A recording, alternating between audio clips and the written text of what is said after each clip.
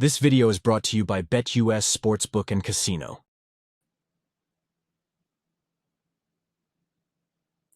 Who else could it be but me, your man, Louie T? Welcome to the Command Post Live. You know what it is. Post up. Take command. Of course, I'm your Commander-in-Chief, Louie T. Thank you for joining me. So, as you guys have seen, I'm pretty sure you already know, the Commanders have officially passed on the waiver wire. At this point, they have put in no waiver claims, and I can't say that I'm upset about it. I mean, I told you guys yesterday, and I said this on Rio's stream, and I think I reiterated it on my stream, but if I didn't say it on my stream, I know I said it on Rio's for sure. This wasn't going to be supermarket sweep. They weren't going to go in there and go into a shopping frenzy, okay? I liken it to a yard sale, this waiver wire is. It's like a yard sale. And let's just say your mom gave you $100 to go to the yard sale, buy whatever you wanted. And she said to you, you don't have to make any purchases. I'm giving you $100 to shop at the yard sale, but if you don't find anything you like, you keep the $100 and you can go to the mall and find something else. Are you going to go to the yard sale and splurge on things that you don't want? Items that have been previously used that are of no use to you? Or are you going to save that $100, go to the mall where there's nice new shiny items for you to purchase? That's essentially what the waiver wire is. It's a bunch of used items that aren't very good, aren't in great condition, not better than the stuff you already have. If you want to spend money just to spend money, go ahead. Knock yourself out. There's some of you, and I get a kick out of some of you. And I love you guys to death. My guy, Derek B., we go back and forth all the time. And Derek B. swears that we didn't do enough this offseason. And look, I'm not telling him he's wrong there. A lot of you probably feel that way about the offensive line and receiver and things of that nature. And this is what I say to people who have that perspective. While I don't think you're necessarily wrong, maybe they could have done more. You can't fix everything in one offseason. I've said that enough. I've said that a bunch of times. I'm going to continue to say that. I sound like a broken record. But I'm also going to say this as well. They didn't know what they had when they showed up here, okay? So you don't need to go out and do more if you're coming in and, look, they watched the tape. They knew what was already here when they got here, okay? They also went out in free agency, brought in some guys. They knew they had the draft at their disposal. You don't know how the draft is going to go, right? You don't know what players are or aren't going to fall into your lap when the draft happens. You just go as it happens, and you get the players that are there on the board and that fit your profile, what you think is going to be good players, or as they like to say, that have a commander's tag. And then you keep it pushing, right? So could they have done more at receiver? They probably thought Jahan Dotson was going to be better. What do you want them to do at this point? You want them to go out here and get Donovan Peoples-Jones? Look, I would have taken a flyer on one or two guys. Why not? But they have more information than I do, okay? They have way more information than I do on these players. And again, if you've got a choice between guys you've been working with since March versus a guy that you have a chance to pick up a week before the season, which do you think they're going to ultimately do if that guy that's sitting there a week prior to the season isn't that much better than what they already have? You're going to just keep working with the guys that you've been working with since March. It's not rocket science. So for the group out there that says, oh, they should have done more, I'm not telling you you're wrong. But on the offensive line, there weren't a lot of real difference makers available in free agency. Like, I've seen people crying over Mekhi Becton. Mekhi Becton has been a bust as a first-round pick. Can't stay healthy. He's not starting in Philadelphia. He sat out there and he was chilling for the first month and a half of free agency until the Eagles signed him to a one-year, $5 million deal. And people were complaining about it. If they wanted him, they could have signed him. They didn't want him. And 30 other teams didn't want him either. Okay? At the end of the day, this is how this goes. And there's going to still be a crowd out there. Well, you can still go get David Bakhtiari. David Bakhtiari for what? For what? You drafted a guy at left tackle. Let's see what he's got. Let's see what he's got. This notion of he's too young to start. Jaden Daniels is starting at quarterback. What do you mean you can't start a rookie left tackle? You can do both. Those two things can happen at the same time. Okay? They can happen at the same time. It's called happening simultaneously. They can happen at the same time. One can be really good and the other can be really good. One could be really bad. The other one could be really good. Both could be really bad. We don't know. There's only one way to find out. They upgraded this offensive line. I don't know. Again, I would have liked to have seen them bring in some competition for Andrew Wiley, but they said to themselves, Andrew Wiley's fine. He didn't play as bad as a lot of you think. Towards the end of the season, he was much better. And he was. We can all attest to that. We stopped calling Andrew Wiley's name after that Eagles loss where he gave up the sack at the end of the game to Hassan Reddick. What was that, week 8, I believe it was? After that, how many times did we call Andrew Wiley's name and say, damn, Andrew Wiley gave up another sack? We didn't call his name very often. He was better down the stretch of the season. Some of it is he was better, and some of it was we just didn't give a F towards the end of the season. We weren't paying attention as much. But at the end of the day, they saw fit that Andrew Wiley was fine at right tackle. We don't love the decision, but I'm going to ride with it. It's year one. Can't fix everything in one offseason. They revamped the interior of this offensive line. They gave us a new starting left tackle. They went out, revamped the receiver position. They went out, gave us a boost at running back. They revamped the tight end position. How much more do you want them to do? I mean, damn.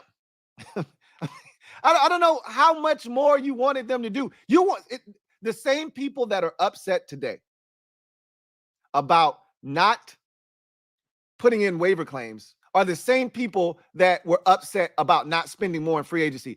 Those are the people that spend just to spend. Man, that money is burning a hole in their pocket. They want to spend just because they have it. Man, that's a bad way to do business. You want to put in waiver claims just because you're number 2. Boy, that's a bad way to conduct business.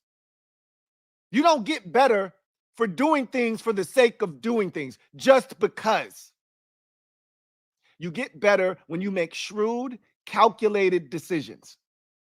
And you know what they just did? They made a shrewd, calculated decision to not put in a waiver claim. It's very easy to put in a waiver claim when you're sitting there at number 2. You feel desperate. You look at our roster and you say, hey, they sure could use a few players on the waiver wire. It took a lot of gumption for them to say, nah, we're good. I think we're just going to roll with what we have. We're good. Because, you know, more people are going to be upset by them not doing something than people are saying, you know what, wasn't really shit out there anyway, right?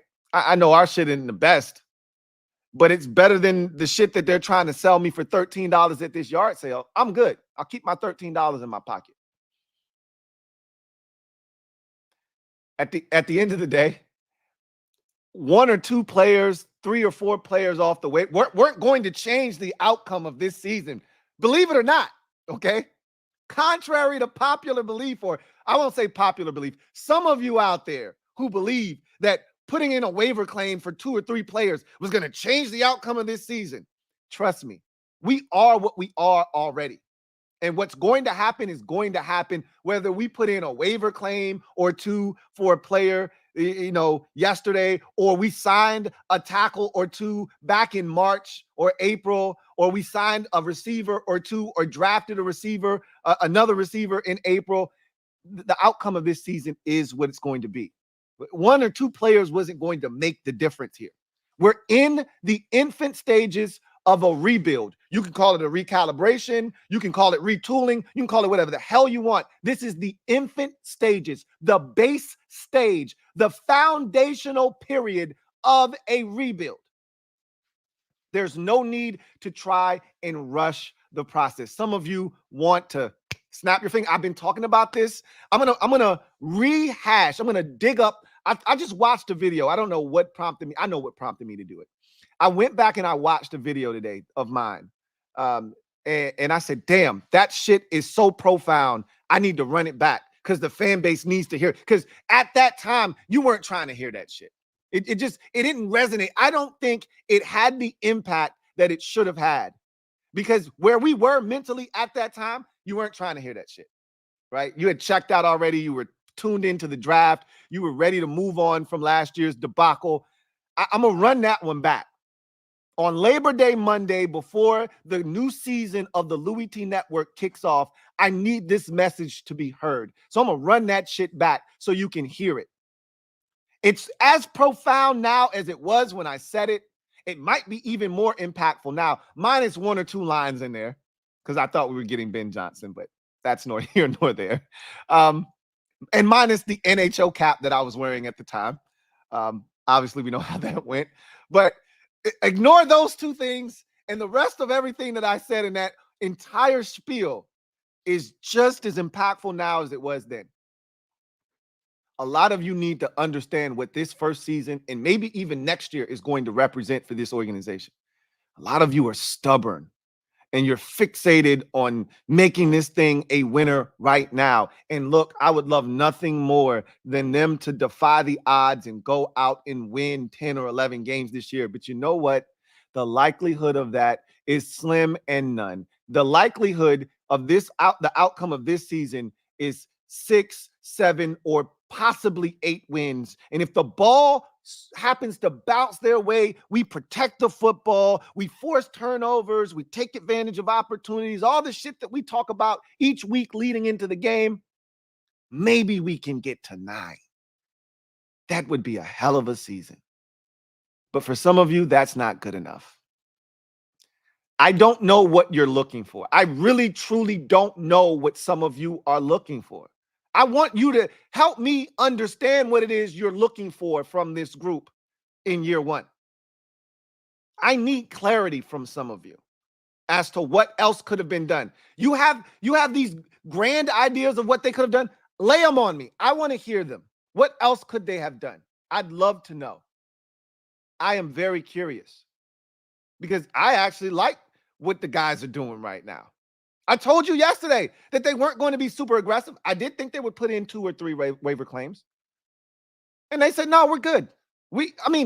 Again, what you have to understand is the stuff that was released yesterday is discarded items, which is why I made the analogy to a yard sale. These are discarded items that other teams don't want.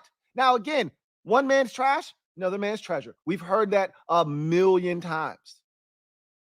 But understand that when I, as a general manager, when I first get to my new destination, the first thing that I want to do is I want to set the foundation, set the culture, and I want to bring in guys that I think are going to help me do that. You're calculated and you're very precise when you pick out the guys individually that you bring in that you say are going to help turn. You don't think Zach Ertz was intentional being brought here? You don't think Austin Eckler was intentional being brought here? You don't think Bobby Wagner was intentional being brought here? You don't think that they handpicked those veterans particularly to come in here and help set the tone, change the culture? Those were intentionally done, all of those signings. You don't think that they looked at the free agency crop and went out there and intentionally brought those Cowboy players over here who have preached the message of, look, this is how we got to do things. This is how Dan likes it done. We're going to have to play hard. Dorrance Armstrong has been singing that tune and preaching that message the entire time. This shit is hard. It's hard, and not every team plays like this. You don't see every team with 9, 10 hats to the football on every snap, flying to the ball. That's why you don't see a ton of teams creating turnovers at the level and at the rate that a Dan Quinn coach defense does. They brought guys in here particularly because of their mindset, their skill set, and what they represent. You're not just going out here and throwing out waiver claims for guys that didn't work with other teams and just saying, we'll see. That's what the practice squad is for. If nobody else puts a waiver claim in for some of these guys, hey, we'll throw you on the practice squad, get to know you, see what you're about. And if we like you and if you work hard enough and the opportunity presents itself, we'll see what happens. But some of y'all want to spend for the sake of spending. I don't understand that shit. That concept goes right over my damn head. Maybe I'm cheap. You can call me cheap. You can call me frugal. I call it being fiscally responsible. Okay? I'm not out here spending just to spend. I got to feel like I'm getting a pretty good deal on what I'm about to purchase. And I'm not out here putting in waiver claims for dudes just for the sake of putting in waiver claims. That makes absolutely no sense to me, which is why I didn't think they would be super active. I didn't think they would put in 2 or 3. But they said, we're good. We're good. And I've already told you, and I've explained to you why I think they're good and why they can do this and not even blink is because when you look at the receiver position, I've heard jokes. I've seen people say we got a bottom 5 receiving core in the league. You're probably not wrong. I mean, outside of Terry McLaurin, I've already given you statistics. Nobody had over 200 yards receiving. Nobody had more than 17 catches outside of Terry McLaurin. You look at the rest of the receiver room, and yes, that's where we are with our receiver group. Fully aware. Okay? Fully aware. So I'm not disputing any of that. But what I also know is that they're going to minimize the importance of having 4 or 5 receivers. They're going to minimize that importance by how they structure the offense. You know, how many receivers are on the field. I've already said this to you. There will never be a time. I'm assuming this. I don't know this for a fact. I feel pretty confident saying this. I won't say never. That's a strong word. There will be very few times, if at all, where there are more than 3 receivers on the field at one time for the Commanders this upcoming season. We'll live in 11 personnel. We'll be in 20 personnel. We'll be in 21 personnel. A ton. We'll be in 12 personnel. We'll be in 13 at times. It's rare that we will end up being in 10 personnel, right? It's rare that we'll be in anything that puts 4 or 5 receivers on the field. So we'll see. There's always going to be a back on the field, and I think there's always going to be a tight end on the field. And so you're only going to need 3 receivers out there. We've seen Diami make plays. I get it. I'm just as skeptical as you are on Diami. I've always said this about Diami, and I felt this way. I feel like there's more there to Diami that meets the eye. I didn't think he was a burner. I still don't think he's a burner in terms of getting on top of guys and being extremely explosive. But you don't need but a step. If he's going to make the type of catches that he's been making in the preseason, which are these tough, contested catches, even the Tennessee touchdown, not the first one, but the second one, that got the defensive back was draped all over him, and he still made the catch. That Jets catch in the preseason, that guy was pass interferencing him, and he still caught it. If he's going to get on top of a guy by half a step and make tough, contested catches, he'll be just fine. He'll be just fine. I feel good about what Terry is about to embark upon. I feel good about these backs and how they're going to take a lot of the pressure off of Jaden. I love the fact that we bolstered the tight end position. I really think we're going to get a lot out of that group, especially if they stay healthy. I think we're going to be just fine on offense. Defensively, the cornerback position, it does worry me a bit. We're going to generate pressure. I'm not worried about defensive end. I'm not. There will be many occasions where they put 3 defensive tackles and say, to hell with defensive end. There are going to be plenty of occasions when you see them go 3 defensive tackles. And that shit's going to cause havoc because all of our defensive tackles move like D ends. Well, all of the 3 that we're thinking about, not Ridgeway. And hell, Fedarian Mathis, don't sleep. He's looked real nimble this preseason, okay? I don't worry about the linebackers. I don't worry about the defensive front. I don't worry about the safeties. I only worry about the outside corners. I don't even worry about Mike Sainver still. I'll narrow the focus for you. I'm just worried about the 2 outside corners. That's it. And I'm telling you, I haven't seen the scheme yet. I believe the scheme is going to enhance their ability to be able to make plays on the football. So I'm not as concerned about them as you are probably. but I am concerned.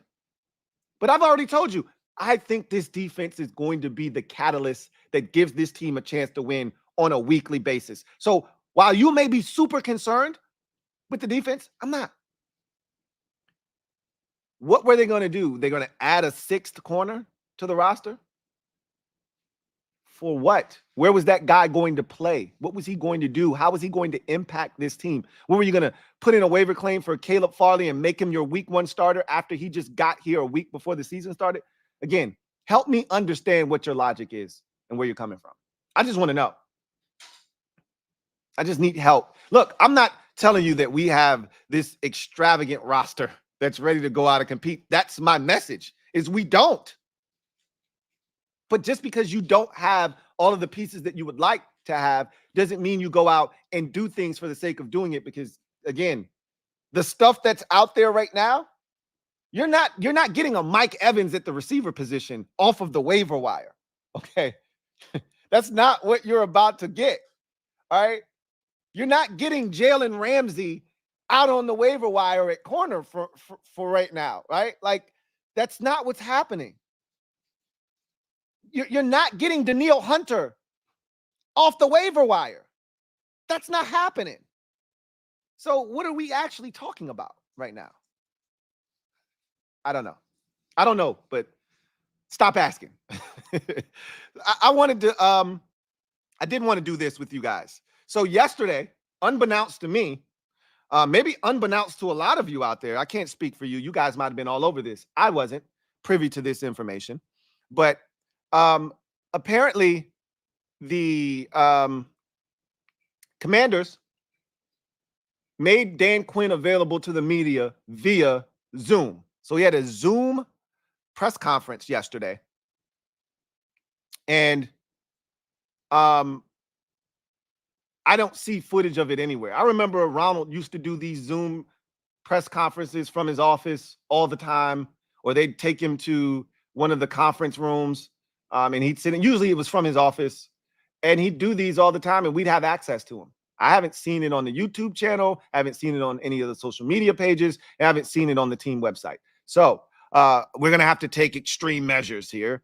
And we're going to have to actually do it the old fashioned way and read the transcript. So what we're going to do is we're going to take a look at what Dan Quinn said yesterday after the roster was set at 53, and get his reaction to the 53-man roster. So what we're going to do is we're going to take a look at his transcript and read it. So let's do that right now and see what Dan Quinn had to say. So on the decisions made, so everything in the bold are the questions essentially that were aimed at him, and everything else, the quotes, are his responses. So we'll read this. It's a quick read, probably about 5 to 7 minutes, and then we'll react to it. Let's see. On the decisions made at edge rusher, I honestly think, hold on a second. All right. I see in the comment section, I see a lot of people saying the same thing. So I'm going to assume that that's a real thing. So I'm going to put a pause on this. I'm going to put a pause on this real quick, and we'll come back to this. We've got more pressing issues. We've got breaking news here. All right. Breaking news. John Ridgeway, if what I'm hearing from you guys is legitimate, I'm going to go ahead and go to social media because a lot of y'all are trolls, but I've seen it at least 4 or 5 times in the comment section. So that makes me believe that it's a real thing. And I told you he was safe for now, but they were trying to trade him. And just because he made the 53 doesn't mean he was safe. Let's see. John Ridgeway is traded to the New Orleans Saints. We don't have any compensation right now. I told you this last week, I believe it was. I said, or it might have been earlier this week. I said, I don't anticipate us trading for anyone because Adam Peters isn't in the business of giving away picks. He didn't even want to give away the pick for Cade York, which is why it was a conditional 7th. Because if it didn't work, he wanted his pick back. But he knew he needed to get Cade York in a game-like situation, so he was willing to give up the 7th. And then he turned right back around, traded Jahan Dotson, got 2 7ths and a 3rd. He's not in the business of giving away draft picks right now. He's trying to collect them. That's how you fast-track this team to be what they want it to ultimately be. So what they got from the Saints with Ridgeway, and the Saints are getting a dog. I love John Ridgeway. I'll be keeping tabs on him. He joins another former commander and Chase Young on that Saints defense. We'll see what the Saints ultimately do this upcoming season. They've already got a really good defensive tackle in Brian Brzee that they drafted in the first round. I want to say last year or the year before. So if they don't have anybody next to Brzee, Ridgeway will do just fine helping them up front. But my guess is 6th round pick, conditional 6th, right? Depending on snaps and, the production. I doubt it's production based. It's probably snaps based as to where that pick ends up being a 7th or a 6th. But my guess is it's a 6th round pick. It's always a late round pick or a swap, right? The pick swap or something like that. That's probably what it'll ultimately be. But I wish nothing but the best for John Ridgeway. I was a huge fan of his.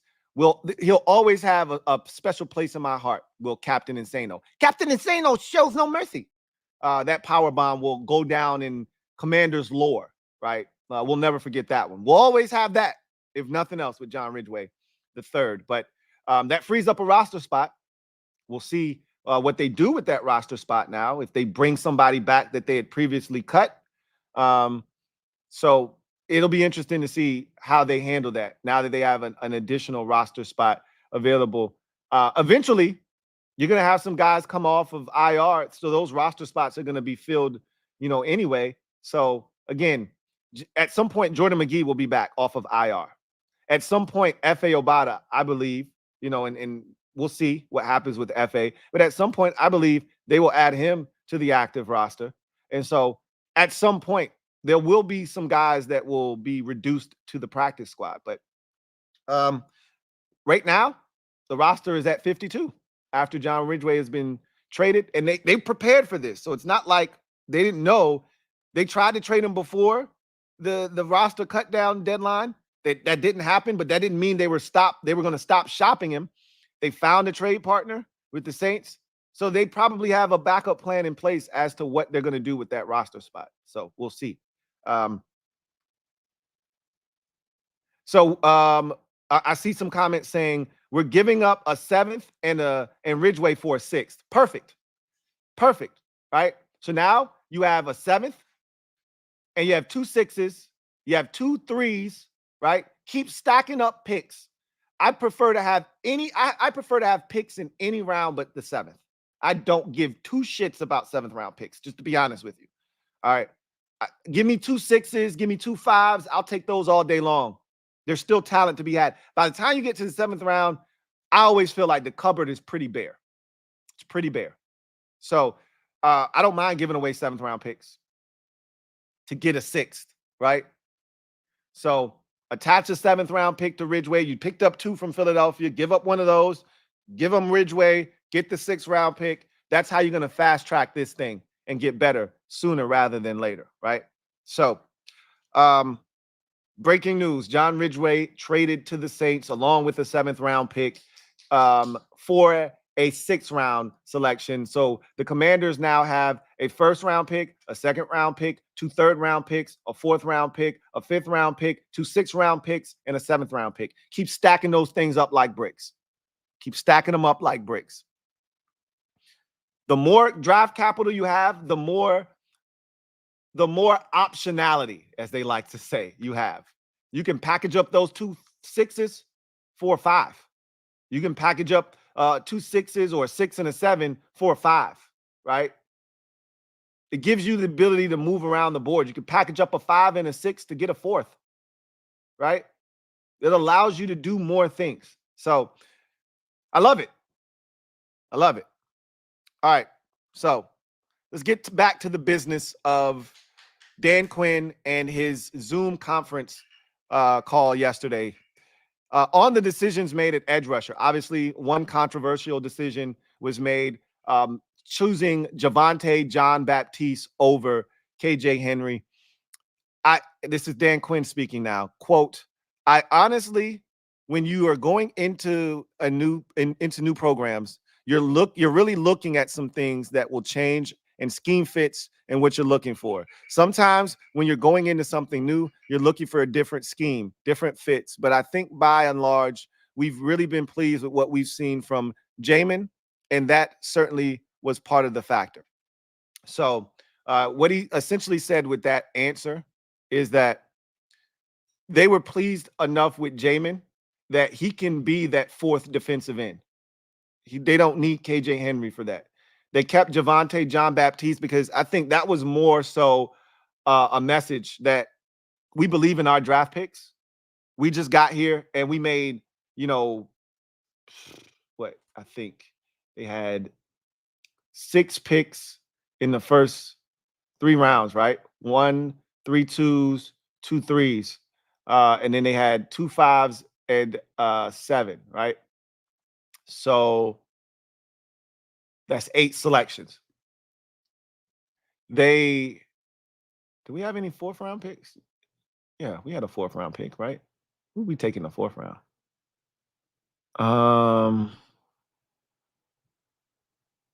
Did we have a 4th round pick or did we trade those away? No, we traded that. We didn't have a 4th round pick. We had a 1, 3 2s, 2 3s, 2 5s, and a 7. So 8 picks total. They wanted to send a message that our 8 draft picks were going to make the roster. We're turning this thing around, and we're turning it around with our guys. And so let's see. Is there a DQ and AP press conference going on right now? If so, that's great. That'll give me something to talk about on my next stream. Let me check right now just to see if they're going live right now. If they are, that sucks too, because I would have loved to have heard them speak and then come back and talk to you all at once. Let me just check and see if they're talking right now.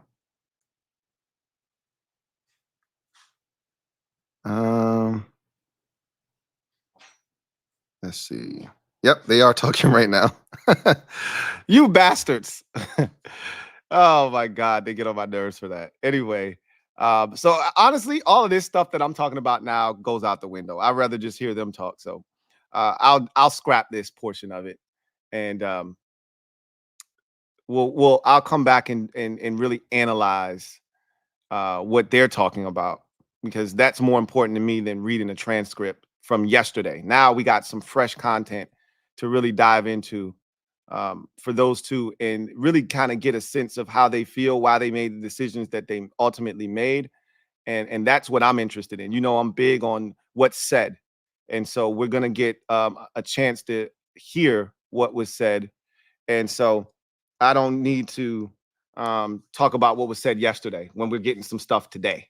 But they'll explain all of their rationale. I was hoping they were going to do that yesterday. A lot of teams had their general managers or their head coaches or both of them speak yesterday after the 53-man roster. But we were busy still probably working the phones, trying to trade a John Ridgeway, trying to make things happen, trying to shake and move. So I'll be interested to see what it is they say. But no, I can't stream it here live. No, I can't do that. I can't just steal somebody else's content. That's the Commander's channel content. I can't just steal it and stream it here. What I can do is react to it when it's done, though. Let's get to the comment section and see what you guys have to say. My guy, JP, thank you for the super chat. Greatly appreciate you. Thank you for being a member of the MOBB. My guy, JP, writes, I'm not one of those people looking for 11 wins, but I still think we could have done a bit more with the roster. I told you for 3 weeks the lack of cornerback and DN depth scares me. And you're not wrong. There could have been more things done. I don't disagree with that. But did they feel like they needed to do more? My whole response to they could have done more is, what could they have done? Like, tell me. I want to know what you thought they could have done. Because at the end of the day, when they first got here, they really truly couldn't know. You can watch all the tape that you want to figure out if you think a guy's going to fit what your DNA profile is going to be. Like, you can watch tape. You can try to decipher if a guy's going to be physical enough, if a guy's going to be athletically gifted enough, if he's going to play with bad intentions, is he going to play with speed and aggressiveness. You watch a ton of tape, and some guys pop like Frankie Louvu. So you see it very quickly. Jeremy Chin pops. You see he plays with speed and physicality.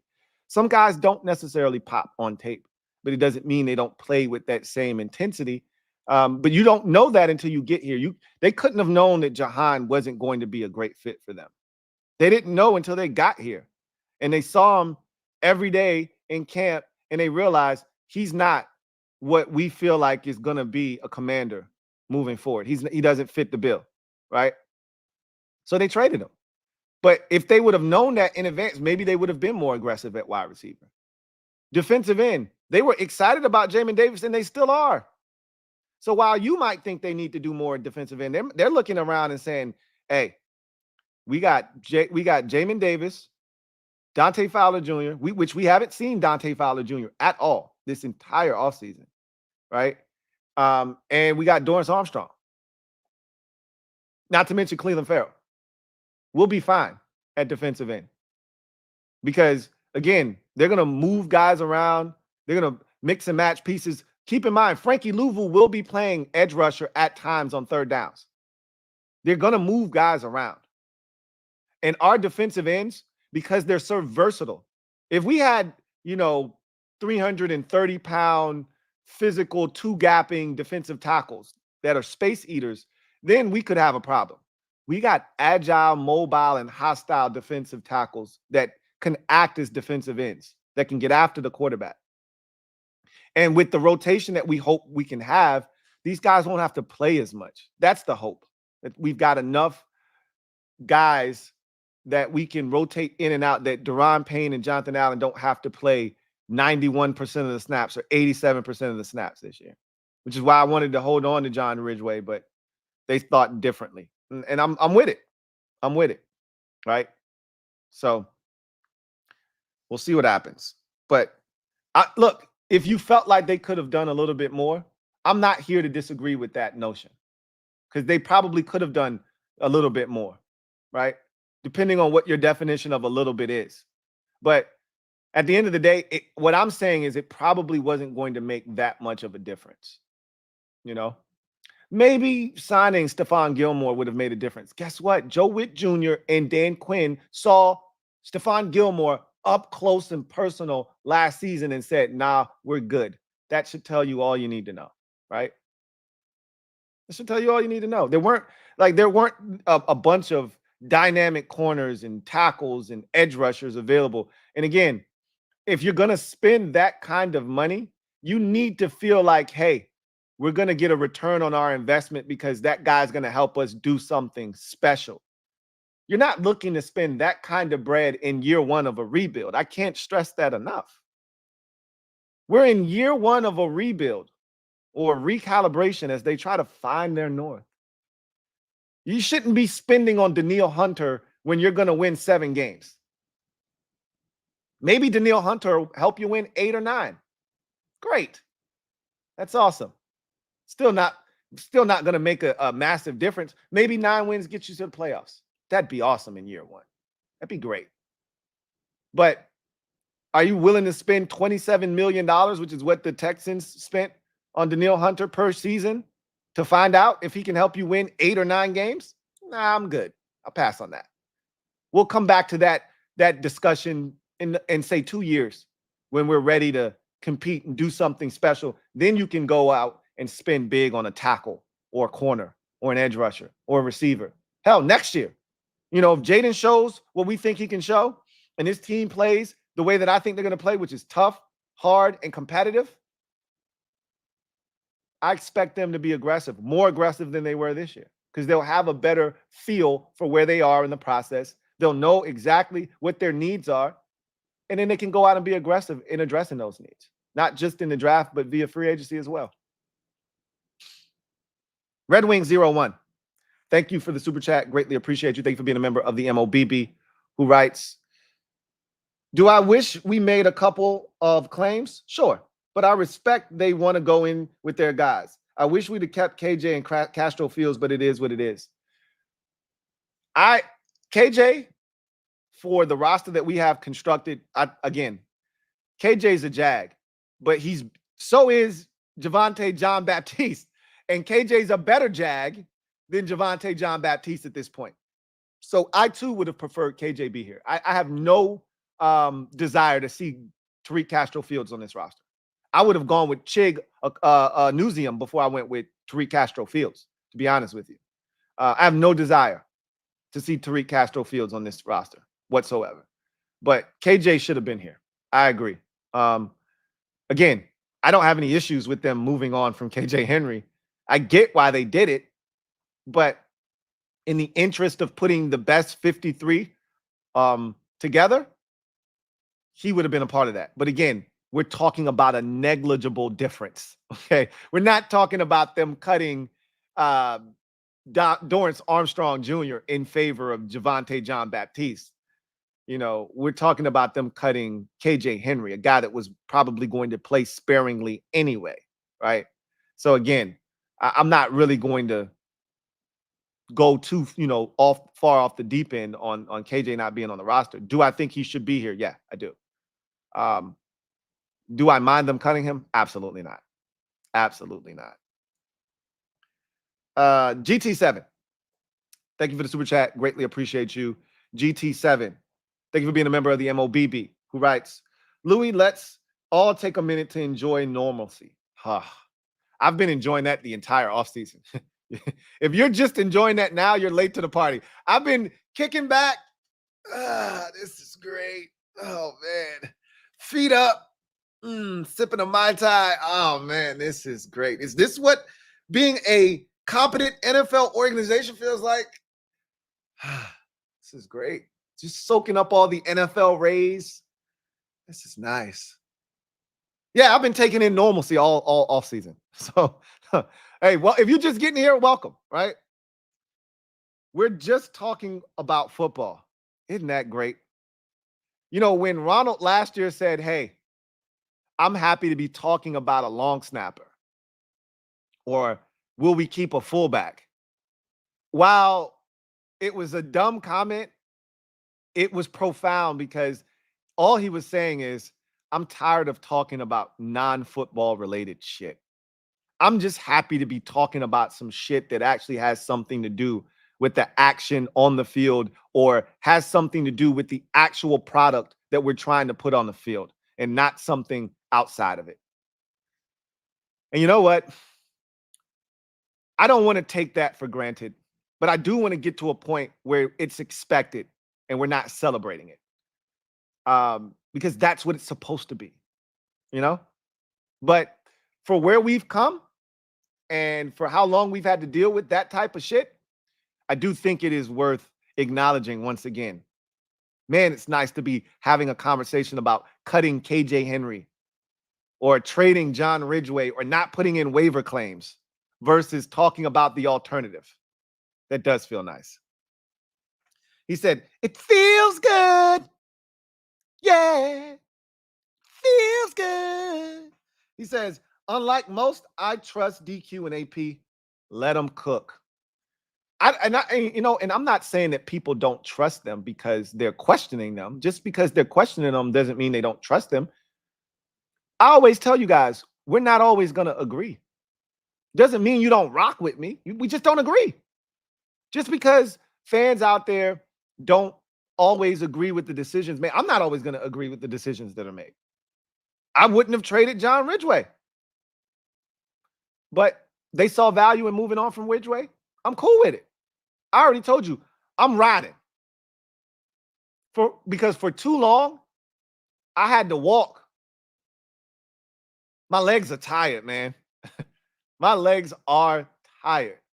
You know how many times I've gotten into vehicles with bad coaches, and I tried to ride with Dan a couple of times, Dan Snyder, that is, back in the day. I got out of that car a long time ago. He tried to pick me up a few more times, like, bro, just keep on riding, man. I'm good. I'd rather walk. I got out of the Ron vehicle, right? I've been walking ever since. And then these guys pick me up. And I'm like, man, they got AC. I like the tunes that they bumping. This seat is pretty comfortable. I got leg room. Why the hell would I get out of this vehicle? I'm just going to ride, bro. I'm going to enjoy the AC. It's 99 degrees outside right now. I'm going to enjoy this AC. I got leg room. I feel like I'm sitting comfort plus right now. All this leg space I got. I'm going to just enjoy the ride. And I think a lot of people are enjoying the ride too. They might have questions. That's okay to have questions. But they still riding. I think most people are riding with AP and DQ. I'm going to let them cook too, GT7. Rob U, been a member for 36 months. My guy, Rob U. Salute. For 3 years of membership rights. What up, Lou? What up, Rob U? I'm still a little skeptical about our wide receiver room, as you should be. As you should be. The great Gary Clark is still out there, though. I mean, I get it. I really, truly get it. I'm going to reserve judgment. And if this thing goes off the rails from a wide receiver standpoint, we'll be able to come back and really dig in and hand it to DQ and AP for the decisions that have been made. I think we'll look back on the decisions and say, you know what? We were fine at receiver this year. But boy, we need to upgrade it. But we were fine. They were more than good enough. All right. That's the hope, at least. Again, you're relying on De'Ami Brown as your number 2 receiver. It's not like he's never done this. He's been a number 1 in his career before. Now, that was college, but at least there's experience of him being relied upon in that, regard. So I'm going to take a wait and see approach. I've really enjoyed what I've seen from him to this point, this preseason, right? So I'm going, and again, I've been more of a De'Ami Brown fan than a lot of you, because I've been holding on to some of the big plays and the big catches that he's made, and I've highlighted those. And a lot of y'all are like, yo, he dropped the ball, he stink, he garbage. And I tend to look at the positives, not so many of the negatives. So I get it, because I'm skeptical too of the wide receiver room, but I'm less skeptical than most of you. I think this is where there's a disconnect between me and a lot of the fans, is because you guys, when you hear me speak, you think I'm saying that there's nothing wrong with the cornerbacks. That's not what I'm saying. You think I'm saying there's nothing wrong with the receivers. That's not what I'm saying. You think I'm saying there's nothing wrong with the offensive line. That is not what I'm saying. You think I'm saying it's nothing wrong with starting a rookie left tackle that hasn't played in a single preseason game nor joint practice. That's not what I'm saying. I'm just saying I'm less worried about it than you are. That's all I'm saying. That's my nature, though. My wife gets on me all the time about just being kind of carefree. That's how I live my life. Stress is not something, undue stress is not something that I look to apply to myself. I'm trying to extend life, not shorten it, right? So I don't let things get to me. It's got to be an extreme situation for me to get fired up, or something that really gets under my skin, right? So I look at the left tackle situation. I'm saying, okay, let's see what this young fella's got. Am I skeptical? Yeah, you damn right I am. But I still want to put him out there and see what he got. Am I skeptical of De'Ami Brown? You damn right I am. The man's never had a 200-yard receiving season in his career. You damn right I'm skeptical. But I still want to see it. Man only has 400 and some odd yards receiving in his career. I still want to see what it looks like. I'm open-minded. Am I skeptical of these corners? Yeah, I am. Still want to see what it looks like in this scheme that I think is going to be well coached and give these guys a chance to shine. So I agree, Rob. I'm skeptical of the wide receiver room too. I agree. Rockman 1033, thank you for being a member for 24 months. 2-year anniversary. Shout out to Rockman 1033, who writes, Dan Quinn and Adam Peters in conference right now. Yeah, I just found out. And I'm not happy with those guys for doing that to me. They had all day today to jump on the press conference. They could have did it at 2:00. They could have did it at noon. They waited until they knew what they were doing. He was like, Louie T's about to be out here spitting some bullshit. Let's cut him off. Let's chop him down at the knees. I ain't mad at him. I ain't glad at him, but I ain't mad at him either. Derek B.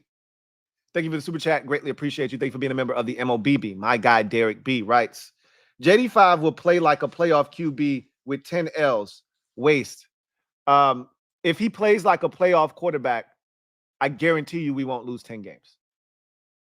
I guarantee you we won't lose 10 games. If he plays like a playoff quarterback, the only way that will happen is if the defense is atrocious like it was last year, and it won't be.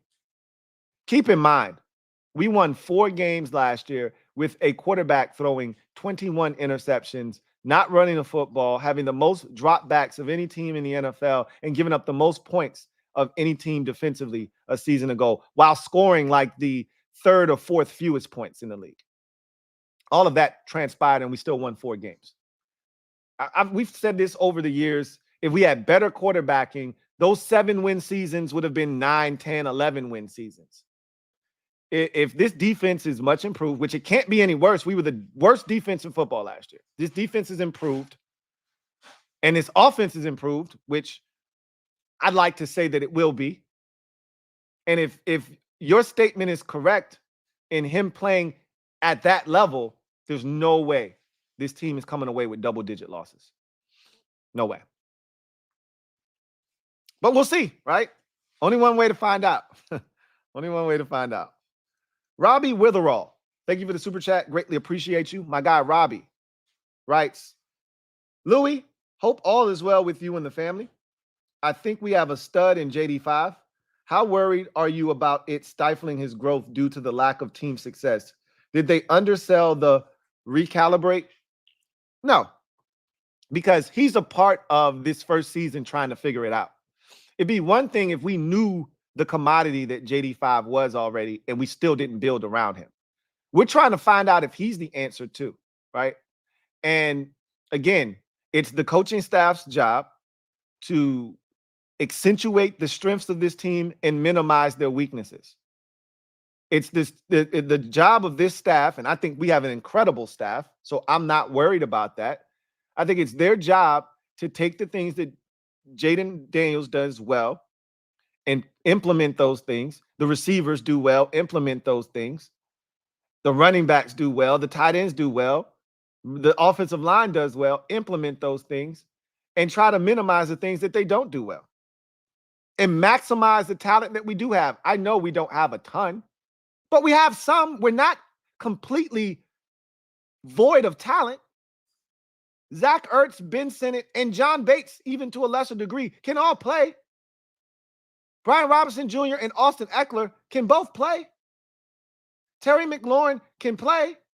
We'll have to wait and see. I like Olamide Zaccheaus. I've always liked Olamide Zaccheaus. I told y'all last year when he went to Philadelphia, I don't like that he's with the Eagles because he can play. My mind hasn't changed on Olamide Zaccheaus. I think he can play. I think that Diami can play. At what level? We'll find out. We'll find out. Luke McCaffrey. I like Luke. I think he can contribute. At what level? In year 1? We'll see. I don't like putting a lot on the plate of a rookie. That's a 3rd-round pick at the receiver position. So, again, I don't think his growth will be stunted.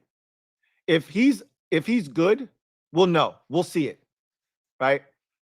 And I think he trusts the guys that are around him. He trusts Zach Ertz. He trusts Terry McLaurin. Clearly, he trusts Diami Brown. Or else he's not checking to a go ball and throwing it to him in a preseason game when he didn't get authorization to do it. If you're going to do that, you better be right. And he was right. You saw how he threw the ball with confidence to Diami in the Dolphins game on 3rd down, on 1st down, on 2nd down. I don't see his growth being stunted with this offense. I think you guys are underselling the talent that we do have. You're worried about what we don't have. Be appreciative of what we do have. It could be worse. Trust me.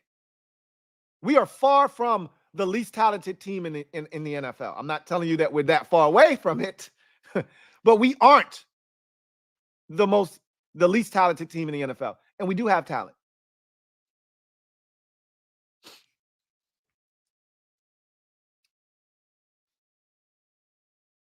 P. Fanupin.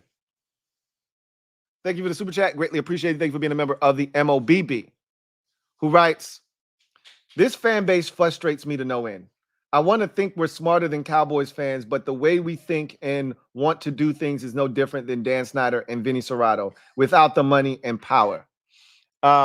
Look, most fans, and this is the thing that I never chastise fans for. I just try to preach to them and hope that it ultimately gets through at some point.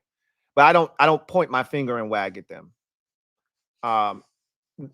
When you've lost for as long as we've lost for, it's hard to tell them to be patient, which is why Dan Quinn didn't do what Ronald Rivera did. And I thought it was a big mistake by Ron to come in here and ask the fan base to just be patient. Don't tell us, even though you may be thinking in your mind that they need to be patient, don't ask us to wait. Don't ask us for patience.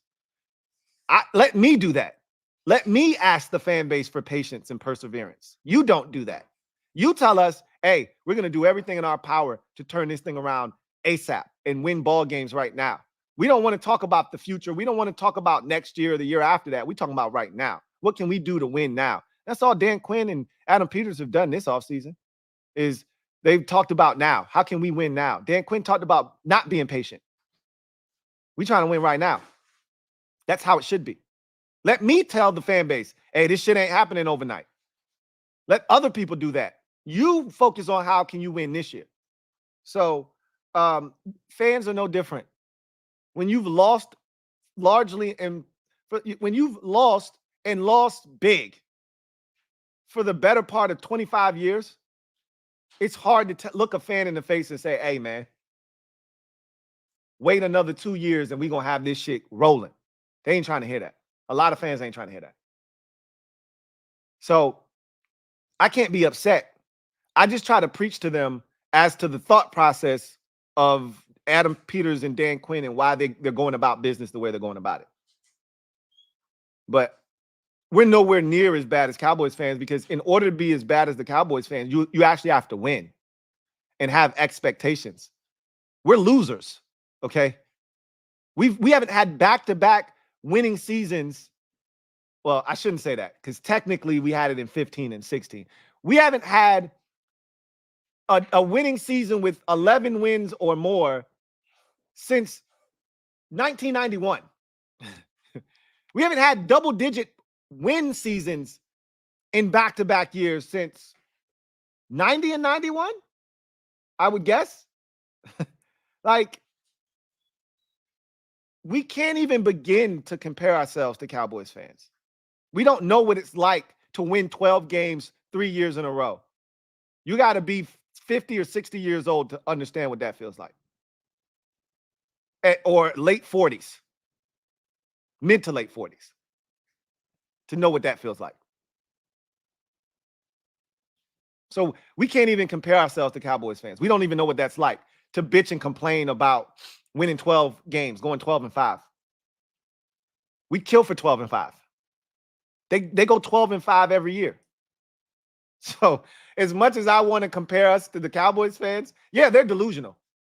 Absolutely they are. But they have a reason to be. We don't. Our fans just want to win. You know what I'm saying? They just want to win. I can't blame them for that. Derek B. Thank you for the super chat. Greatly appreciate you. Double up. Thank you for doubling up. My guy Derek B writes, Dan Marino said, we'll get him next year in 84. You know where he was saying that from? The Super Bowl. I would be saying that too if in my second year I made it to the Super Bowl. Now, he never made it back. But you can say that when you just played in the Super Bowl. Right? We got a long way to go before we're having those kind of conversations. John Perez, thank you for the super chat. Greatly appreciate you. Double up. Thank you for doubling up. My guy, John Perez, JP, writes, I'll also say this. We're in a great spot financially for the next couple of years. We can sign anybody we want, and we don't have to pay JD5 for a while, assuming that he's what we think he's going to be at the quarterback position. You're absolutely spot on. And this is why I say there's no reason to spend just to spend, right? I had this conversation with Derek B about spending. And he was like, we got all this money and we're not spending. I'm like, you do know that this rolls over, right? It's not a one-year thing. They don't reset the cap next year and say, hey, give me all the money you had last year that you didn't spend. I'm taking that back. Here's the new cap. Here's your new money, right? No, you take the money that you have from last year, it rolls over. And if the cap goes up, now you have even more money to spend, right? So there's a floor of how much you have to spend over a 3-year period. We're not close to that floor. We're fine. So you don't have to spend just to spend, which is what I was preaching. Like, be calculated, be shrewd, be intentional about what you do, how you spend, and what you're spending on, right? And that's what they've done. So we're in a great spot financially. You want to extend Terry after this season? You can, right? You want to extend Jonathan Allen after this season? You can. You want to go out and you want to sign T. Higgins? You can. You want to sign Brandon Ayuk? You can. All of these things will be on the table for us next year. But again, I'm not worried about next year. We have a game in 11 days. That's where my focus is. Let's get a quick word from our sponsors, and then we'll jump back into our discussion on where this team is right now. Let's get a word from BetUS. Michael Vick at BetUS.com. Catch an incredible 125% sign-up bonus on your first 3 deposits, plus 10% gambler's insurance. BetUS, my online sportsbook and casino. So let's get back to the comment section. P for Nupin, thank you for the super chat. Greatly appreciate you. Double up. Thank you for doubling up. Who writes, it's less about being patient and more about being inconsistent thinking. We'll complain about reckless spending or being careless with trading picks one year and then advocate for it the next. You're not wrong. You're not wrong. I think a lot of fans are prisoners of the moment. Case in point, look at what happened on Sunday night.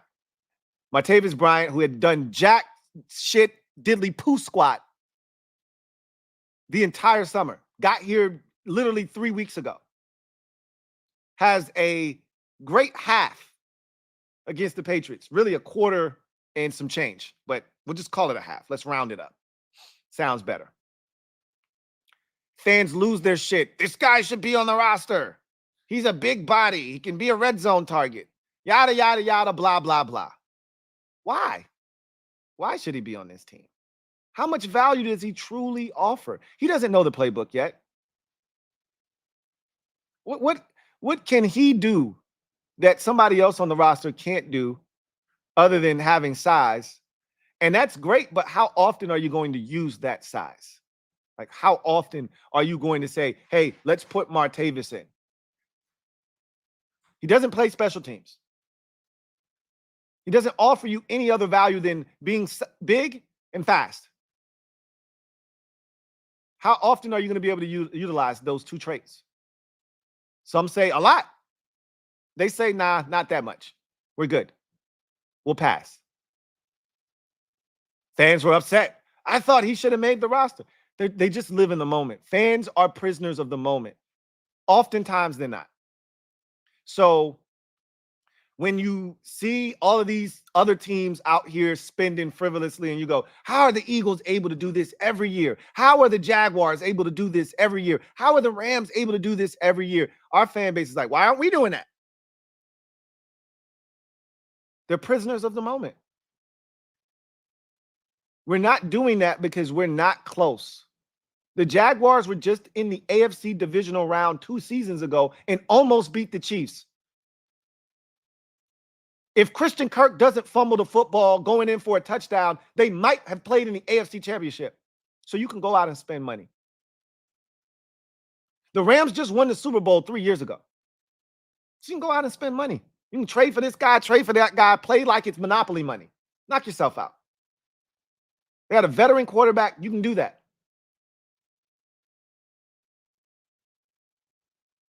That's not where we are. That's not who we are. That's not where we are. And that's not our process. But fans don't understand it. They just see the Eagles playing the Super Bowl 2 years ago. They see the Eagles being aggressive. Why? We couldn't have given that up. All it took was a 3rd-round pick. Well, they're in a different place. To give up that 3rd-round pick, to give that guy a new contract, because they're trying to win a Super Bowl. That's not our goal. Our goal is, let's just try to make the playoffs. Let's just try to be a competent team week in and week out. Let's try to be competitive every single week, every single quarter, every single snap of every single game. We weren't that last year. And again, fans sometimes lose sight of that. They're prisoners of the moment. Greg Giants 10, thank you for the super chat. Greatly appreciate you. Thank you for being a member of the MOBB, who writes, "Hey Lou, been a while." It has. "You ready for Burns and Tibbs to introduce Coleman and Jaden to the NFL?" You know what I think we're going to do? We're going to freeze the hell out of their ass with some read option. You know how you neutralize aggressive pass rushers? Run a couple read options at their ass. They come flying up the field. We hand the ball off, pick up gains of 12, 15, and 17. Now they got to stay at home, right? And then when they stay at home, you run it. If they crash down on the back, Jaden pulls that bitch and takes off. Now when it's time for them to rush, they got to think about, hey, is this bastard going to pull this shit out and run? Is he going to take off? Or look, they're going to have some opportunities to get to him. Trust me. I'm not telling you our offensive line is going to be out here stonewalling guys. But what I am telling you is y'all think it's just going to be this feeding frenzy because we don't have a dominant offensive line. I watched the 2012 offensive line dominate teams because you didn't know what the hell Robert Griffin III was going to do. And that ball was coming out so damn quick. I like our chances. I'm just going to say that. I like our chances a lot. But we'll see what happens, right? If we stand back there too long, yeah, he might get an introductory into the NFL from those dudes. But if they're getting rid of it quickly, like I think, and if we running the ball, and I think we're going to be able to run the ball on y'all ass. You know, I'm not a Shane Bowen fan. So I really think you're going to have a very vanilla and basic ass defense where you're going to be relying heavily on your front four to do a lot of damage. And if them boys ain't eating up front, you're going to be in some trouble. But we'll see. We'll talk more about that tonight on the Super Friends stream. 8 o'clock tonight. Should be a lot of fun. Rush is variety. Thank you for the super chat. Greatly appreciate you. Thank you for being a member of the MOBB. Rush is variety. Writes, love where we're at. Some moves don't make a ton of sense right now, but I have faith in the front office to make things right in the next couple of years. I'm cautiously optimistic. To me, that should be the approach of every fan. Some might be a little bit further, you know, away from that approach and closer to the other end of the spectrum where they're not as bought in and they're a bit more skeptical. Some might be closer to the other end of the spectrum where they're like, yo, I don't give a shit what they do. I'm all in. Sign me up. But to me, that's where you should be as a fan. If nothing else, cautiously optimistic. Like, hey, this is new. I've never seen this before for a lot of fans. I've never seen anything like this. I've never been in this. Like, when you've dealt with toxicity your entire life and something healthy comes to you, a lot of times you don't know how to deal with that because that's not your normal. So you're a bit like, all right, when's the other shoe going to drop? When's something going to happen? Because this can't be real. This is not how things usually go for me. So when's something toxic going to happen? And sometimes you just have to be able to take a step back and say, you know what? Maybe there isn't anything toxic that's going to take place. Maybe I am safe this time. Maybe this is actually something good happening. But when you've been beat up as much as we have as a fan base, they're going to need proof. They're going to need proof. So, again, I'm going to take the approach of, like you just said, don't believe in everything that they've done, right? Don't agree with everything. And I'm never going to agree with everything that's done. But I know they have a rhyme and a reason to why they're doing things, which is something we couldn't say about the last few groups. Anybody under Snyder, it seemed like never had a rhyme or a reason. And if they did, Snyder would snatch that rhyme or reason from them. Bruce Allen would snatch that rhyme or reason from them.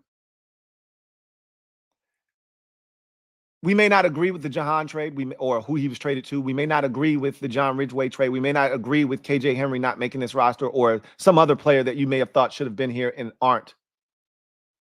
But they had a reason for it. And I'm good with that. As long as you know why you're doing what you're doing, you know you have the why, I'm good. I'm good. When I can't make any sense of it, like it just makes zero sense and I'm struggling, which is what I've done for the past 4 years with Rivera. A lot of times I struggled to make sense of a lot of things. Like I try. I'm very rational and I'm an optimist. I tell you guys that all the time. I always try to approach things with a glass half full approach. So I'm always going to try to put a positive spin on it if I can. But sometimes there's just no positive spin to things, or there's no way of making it make sense. Nothing this group has done to this point has been idiotic or without merit or didn't make any sense.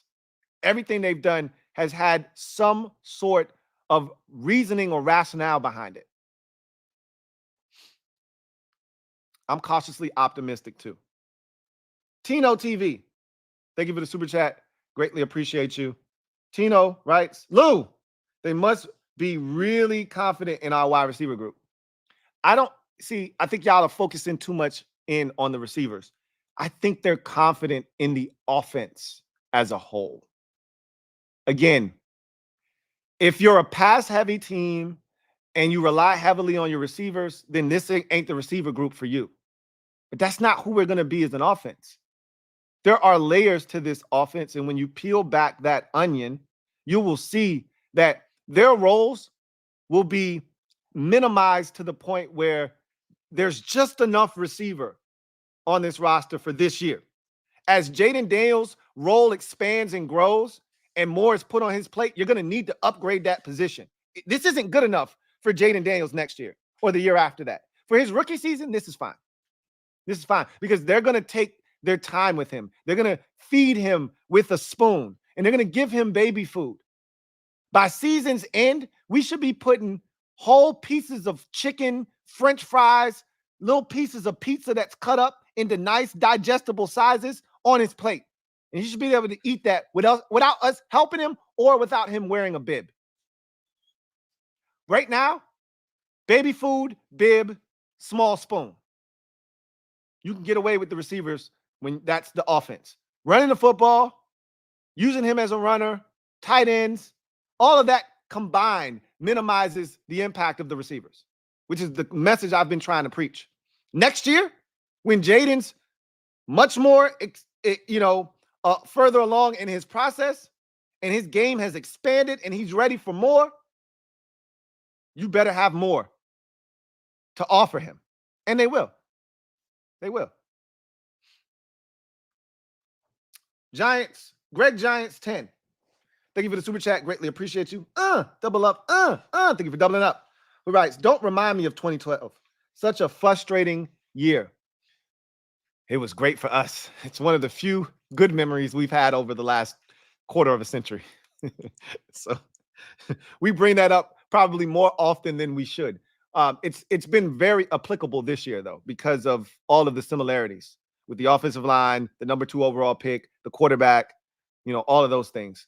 little bit different from, a coaching standpoint. Shanahan had already been here. That was his 3rd year, but still wasn't Shanahan's first go-round as a head coach. Same with Dan Quinn. So a lot of similarities between that group. That wide receiver group was not great. We literally had Pierre Garçon and a bunch of cast-offs. Josh Morgan and Aldrick Robinson, old Santana Moss that was hanging on by a thread. Like, that wasn't a great group by any stretch of the imagination, but they made it work. I can see a lot of that happening this year. Luke Butts, thank you for the super chat, or thank you for being a member. Stand up. You are the newest member of the MOBB. Mob, you know what to do. Show Luke some love. Welcome him with open arms. Welcome to the squad, Luke Butts. Glad to have you on board.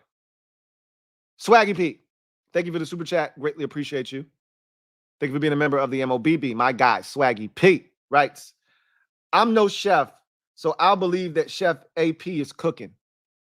Neither am I, and I didn't sleep at a Holiday Inn last night. But I know it smells good in here. I don't know what the hell he's cooking, but the shit smells good. All right? But I can also say this. When I was growing up, one of the things that used to smell the best when I would come home from school, my mom would be cooking? Liver. You know what tasted absolutely horrible? Liver. So I don't want to let the aroma that is permeating right now, that smells absolutely delicious, I don't want to let the smell tell me that this is going to be a great meal. It could smell good and still be 6-11 this season, 7-10. And again, 7-10 by my standards, depending on how it looks and how we come about it, might be termed a successful season, year 1, right? But we'll see, right? I'm no chef, but it sure does smell good in here. Okay. Greg Giants 10. Thank you for the super chat. Greatly appreciate you. My guy, Greg Giants 10, writes, I will say, as an opposing fan, I see y'all on the rise. If Jaden becomes the real deal, if my team can't win the division, I hope you guys can do it because I'm tired of Philly and Dallas. Oh, there's going to be a changing of the guard. And eventually, when you get your quarterback situation together, you're going to be right in the mix too, right? The only thing that I think might slow you down is that your roster might be too good for you. Like, I don't think you have a great roster, but you've made enough improvements that you're probably going to win 6 games, 7 games, probably. A lot of people think the Giants are going to be horrible. I don't think that's going to be the case.